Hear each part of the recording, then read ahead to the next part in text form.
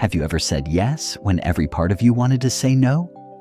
Maybe you stayed quiet to avoid conflict, helped someone who constantly drains you, or apologized for things that weren't even your fault.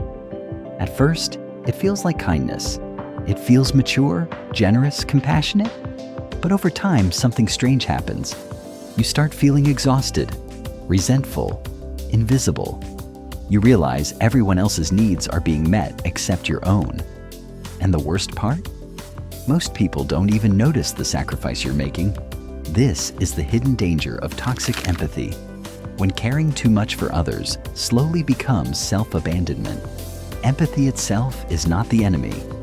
Healthy empathy allows us to connect, understand pain, and support each other. But toxic empathy happens when compassion loses balance. It's when you absorb everyone's emotions, excuse harmful behavior repeatedly, and prioritize other people's comfort over your own well-being. You become emotionally responsible for everyone around you. Their happiness becomes your duty. Their disappointment feels like your failure. Instead of empathy being a bridge between people, it becomes a trap that keeps you stuck in guilt, fear, and emotional exhaustion. The root of people-pleasing.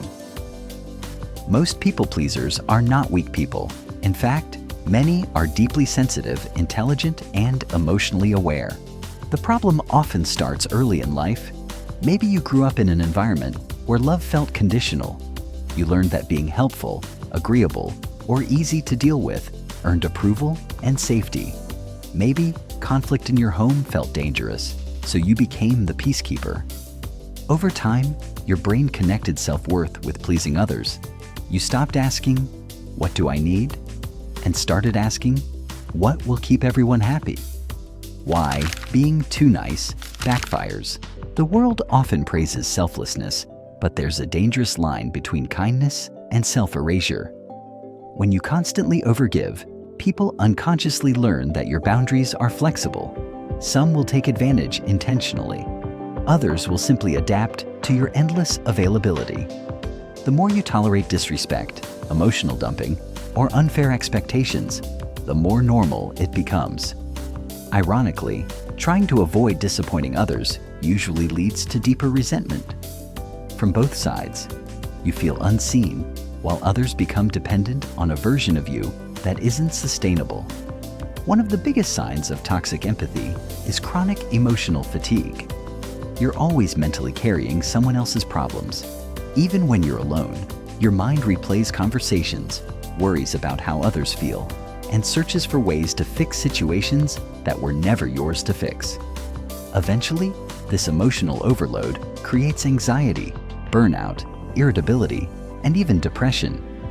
You begin losing touch with your own identity because your energy is constantly directed outward. You become so focused on managing everyone else's emotions that you stop understanding your own. Many people don't realize the importance of boundaries until they're completely drained. And that's where the regret begins.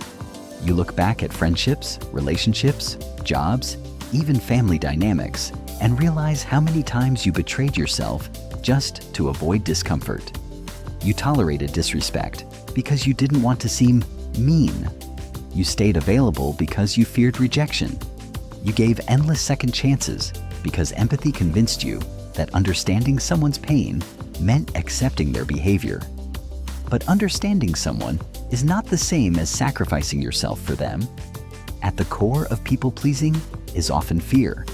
Fear of abandonment, fear of conflict, fear of being disliked, fear that if you stop giving, people will stop loving you. So you become overly accommodating, overly forgiving, overly available. But relationships built on self-sacrifice are fragile because they depend on performance, not authenticity. If someone only values you when you never say no, then they don't truly value you. They value your compliance.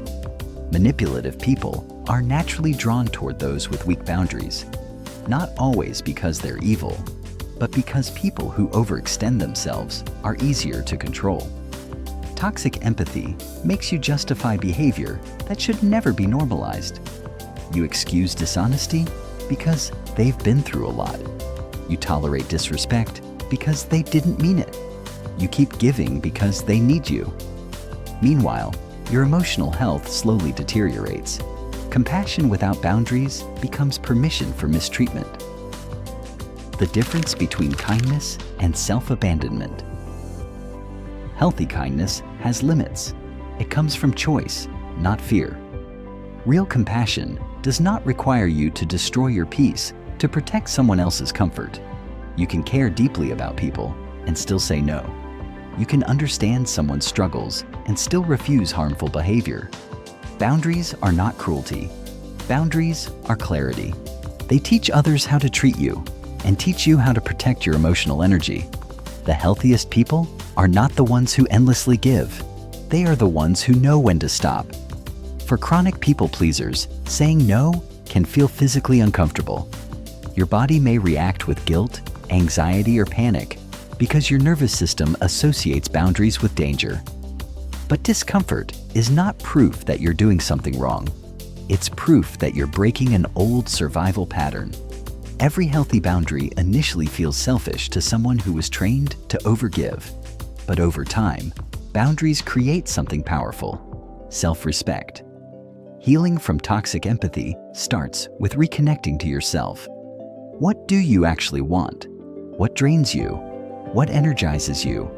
What relationships feel reciprocal, and which ones feel one-sided? Many people pleasers struggle with these questions because they've spent years shape-shifting to fit everyone else's expectations. But your identity cannot survive if it only exists through serving others. You deserve relationships where you don't have to earn love through exhaustion. Small changes matter. You don't have to become cold or emotionally distant. Start by pausing before automatically saying yes. Give yourself permission to think. Stop over-explaining your boundaries.